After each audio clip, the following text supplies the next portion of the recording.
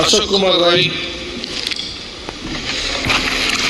ಮಾನ್ಯ ಸಭಾಧ್ಯಕ್ಷರೇ, ದಕ್ಷಿಣ ಕನ್ನಡ ಮತ್ತು ಉಡುಪಿ ಜಿಲ್ಲೆಯಲ್ಲಿ ಕೆಂಪು ಕಲ್ಲಿನ ಸಮಸ್ಯೆ ಉಂಟಾಗಿರುವುದರಿಂದ ಈ ಬಗ್ಗೆ ಮಾನ್ಯ ಗಣಿ ಮತ್ತು ಭೂವಿಜ್ಞಾನ ತೋಟಗಾರಿಕೆ ಸಚಿವರ ಗಮನವನ್ನು ಸೆಳೆಯುತ್ತೇನೆ ಸಭಾಧ್ಯಕ್ಷರೇ, ಮಾನ್ಯ ಮಂತ್ರಿಗಳು ಬಹಳ ಸವಿಸ್ತಾರವಾಗಿ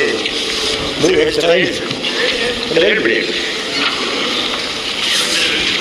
ಸನ್ಮಾನ್ಯ ಅಧ್ಯಕ್ಷರೇ, ಮಾನ್ಯ ಅಶೋಕ್ ಕುಮಾರ್ ರೈ ಅವರ ಕಳಕಳಿಯನ್ನು ಅರ್ಥ ಮಾಡ್ಕೋತೀವಿ. ಈ ಕೆಂಪು ಕಲ್ಲು ಲ್ಯಾಟ್ರೈಟ್ ಖನಿಜ ಏರಿತು ಖನಿಜಾಂಶದ ತಾಂತ್ರಿಕ ಅಂಶಗಳ ಆಧಾರದ ಮೇಲೆ ಮುಖ್ಯ ಖನಿಜ ಮತ್ತು ಉಪಖನಿಜಗಳಾಗಿ ವರ್ಗೀಕೃತಗೊಳ್ಳುತ್ತದೆ. KMCR ನಿಯಮಗಳು 1994 ಉಪಖನಿಜಗಳ ಗಣಿ ಲೈಸೆನ್ಸ್ ಉತ್ತರ ಕೊಟ್ಟಿದ್ದಾರೆ. ಆ ಉತ್ತರದಲ್ಲಿ ಯಾವುದೇ ವಿಚಾರಗಳಿಲ್ಲ. ಈಗ ಮಂತ್ರಿಗಳಿದ್ರೆ ಏನಾದರೂ ಪ್ರಯೋಜನ ಅಧ್ಯಕ್ಷೆ, ಇಲ್ಲ ನೀವು ಈ ಉತ್ತರ ನೋಡಿದಿರಿ. ಈಗ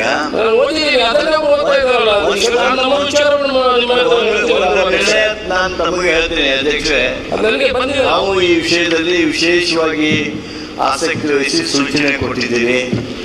ಈ ಉತ್ತರ ಅಲ್ಲದೆ ನಾಳೆ ಅಂತಿಮವಾಗಿ ನಿರ್ಣಯ ಮಾಡುವುದರ ಸಲುವಾಗಿ ಜಿಲ್ಲಾ ಉಸ್ತುವಾರಿ ಸಚಿವರ ಕಚೇರಿಯೊಳಗೆ ಸಭೆ ಕರೆಸಿ ನಿರ್ಣಯ ಮಾಡಲಾಗ್ತದೆ. ಆದ್ದರಿಂದ ಈ ಉತ್ತರದ ಮುಂದಿನ ಭಾಗವಾಗಿ ನಾಳೆ ಆ ನಿರ್ಣಯ ಮಾಡೋದಕ್ಕೆ ನಿಮ್ಮ ಜಿಲ್ಲಾ ಉಸ್ತುವಾರಿ ಸಚಿವರ ಕಚೇರಿಯೊಳಗೆ ಸಭೆ ಮಾಡ್ತೀವಿ. ಅಧ್ಯಕ್ಷರೇ,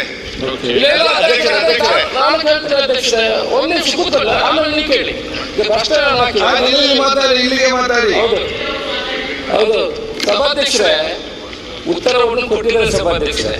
ನೋಡಿ, ಈ ಹಿಂದೆ ಇಷ್ಟು ವರ್ಷದಿಂದ ಈ ಕೆಂಪು ಕಲ್ಲಿನ ಬಿಸ್ನೆಸ್ ಮತ್ತೆ ಈ ಮರಳು ಇದು ಸರಿಯಾಗಿ ನಡೀತಾ ಇತ್ತು. ಈ ಕೆಂಪು ಕಲ್ಲು ಎಲ್ಲಿ ತೆಗಿತಾರೆ ಅಂತ ಹೇಳಿದ್ರೆ ನಾವು ಬಂಗಾರ ತೆಗೆಯುವ ಸಭಾಧ್ಯಕ್ಷ, ನಿಮಗೆ ಗೊತ್ತಿದೆ, ನಿಮ್ಮ ಕಾನ್ಸ್ಟಿಟ್ಯೂನ್ಸಿ ಪ್ರಕಾರ ಇದು ನಡೀತಾ ಇದೆ. ಇದನ್ನು ಈಗ ಬಂದು ಅದಕ್ಕೆ ಒಂದು ದೊಡ್ಡ ರೂಪುರೇಖೆಯನ್ನು ಕೊಟ್ಟು ಅದನ್ನು ಇದು ಮಾಡಿ ಯಾರು ಕೆಂಪು ಕಲ್ಲು ತಗೊಂಡು ಹೋದ್ರೆ ಅವನನ್ನು ಹಿಡಿಯುವಂಥದ್ದು, ಅದ್ರ ಮೇಲೆ ಕೇಸ್ ಹಾಕುವಂಥದ್ದು. ಮೊದಲು ಏನಾಗ್ತಿತ್ತು ಸಭಾಧ್ಯಕ್ಷರೇ, 3AA ಕೆಂಪು ಕಲ್ಲಿಗೆ ಪರ್ಮಿಷನ್ ಕೊಡ್ತಾ ಇದ್ರು ಸಭಾಧ್ಯಕ್ಷರೇ.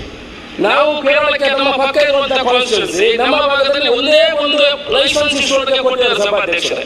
ಸುಮಾರು 9 ಜನ ಅಪ್ಲಿಕೇಶನ್ ಹಾಕಿದ್ದಾರೆ. ನಮ್ಮಲ್ಲೆಲ್ಲ ಜಾಯಿಂಟ್ RTC ಇರ್ತಾರೆ, ಸಪರೇಟ್ RTC ಬೇಕು. ಅದಕ್ಕೆ ಬೇರೆ ಬೇರೆ ಕಾನೂನುಗಳನ್ನು ಇವತ್ತು NITKಯಲ್ಲಿ ಮಣ್ಣನ್ನು ಪರೀಕ್ಷೆ ಮಾಡ್ತಾ ಇದ್ರು ಸಭಾಧ್ಯಕ್ಷರೇ. ಈಗ ಅದನ್ನು ಬ್ಯಾಂಗ್ಳೂರಿಗೆ ತಂದು ಬ್ಯಾಂಗ್ಳೂರು ನಿರ್ದೇಶಕರ ಕಚೇರಿಯಲ್ಲಿ ಕಮರ್ಷಿಯಲ್ ಲ್ಯಾಬ್ನಲ್ಲೇ ಮಣ್ಣು ಪರೀಕ್ಷೆ ಮಾಡಬೇಕು ಅಂತ ಅದಕ್ಕೆ ಮಾನದಂಡವನ್ನು ಹಾಕಿದ್ದಾರೆ. ಅದಕ್ಕೆ ಒಂದು ಟನ್ನಿಗೆ 256 ರೂಪಾಯಿ ರಾಯಲ್ಟಿಯನ್ನು ಹಾಕ್ತಾರೆ ಸಭಾಧ್ಯಕ್ಷರೇ ಕಲ್ಲಿಗೆ. ಇದೇ ಕೇರಳದಲ್ಲಿ ನಮ್ಮ ಪಕ್ಕದ ಭಾಗದಲ್ಲಿ ಇದಕ್ಕೆ ಒಂದು 76 ರೂಪಾಯಿ ರಾಯಲ್ಟಿ ಇದೆ ಸಭಾಧ್ಯಕ್ಷರೇ.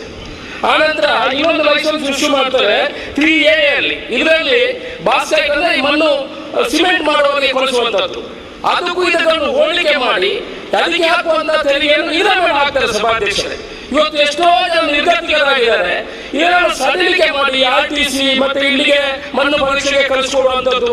ಎಷ್ಟೋ ಜನ ಇವತ್ತು ಗಾಳಿ ಕೆಲಸ ಮಾಡುವವರು ನಿರ್ಗತಿಕರಾಗಿದ್ದಾರೆ. ಒಂದು ಕಡೆಯಿಂದ ಪೊಲೀಸ್ನವರ ಕಾಟ, ಒಂದು ಕಡೆಯಿಂದ ನಮ್ಮ ಗಣಿ ಇಲಾಖೆಯವರ ಕಾಟ. ಇದು ಬರೀ ನಮ್ಮ ಭಾಗದಲ್ಲಿ ಮಾತ್ರ ಈ ಕಲ್ಲಿನ ವ್ಯಾಪಾರ ನಡೆಯುವುದು. 4-5 ತಿಂಗಳು ವ್ಯಾಪಾರ ಮಾಡ್ತಾರೆ ಸಭಾಧ್ಯಕ್ಷರೇ. ಅದಕ್ಕೆ ಇಷ್ಟೊಂದು ಕಠಿಣ ಕಾನೂನುಗಳನ್ನು ತಂದು ಆಯ್ತು, ಕಾನೂನುಗಳನ್ನು ತರಲಿ, ನಮ್ಗೇನು ಇಲ್ಲಿಗೇನು ಆಕ್ಟಿವಿಟೀಸ್ ಬೇಡ, ಆದ್ರೂ ಸಡಿಲಿಕೆ ಮಾಡಬೇಕಲ್ಲ. ಇದನ್ನೆಲ್ಲ ಮಾಡಿದ್ರೆ ಏನಾಗ್ತದೆ, ಈಗ 4-5 ತಿಂಗಳಿಂದ ಯಾರು ಕೂಡ ಯಾರಿಗೂ ನಮ್ಮ ಏನು ಗಾಳಿ ಕೆಲಸ ಮಾಡ್ತಾರೆ ಅವ್ರಿಗೆ ಕೆಲಸ ಇಲ್ಲ.